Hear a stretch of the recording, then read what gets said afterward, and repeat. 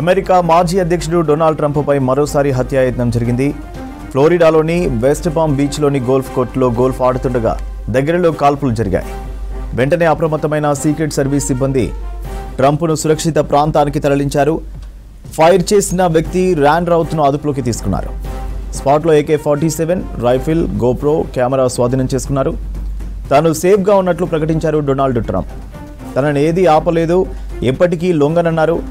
ఘటనను తీవ్రంగా ఖండించారు అమెరికా అధ్యక్షుడు జో బైడెన్, ఉపాధ్యక్షురాలు కమలా హ్యారిస్. అమెరికాలో హింసకు తావు లేదని తెలిపారు.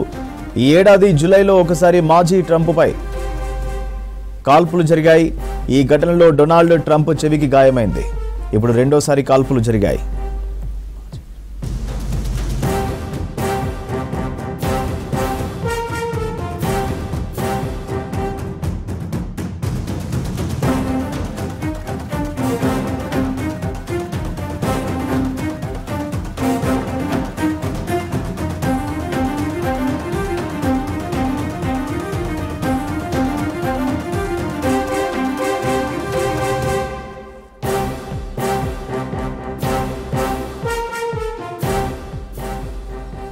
అమెరికా మాజీ అధ్యక్షుడు డొనాల్డ్ ట్రంప్పై మరోసారి హత్యాయత్నం జరిగింది. ఫ్లోరిడాలోని వెస్ట్ పామ్ బీచ్లోని గోల్ఫ్ కోర్టులో గోల్ఫ్ ఆడుతుండగా దగ్గరలో కాల్పులు జరిగాయి.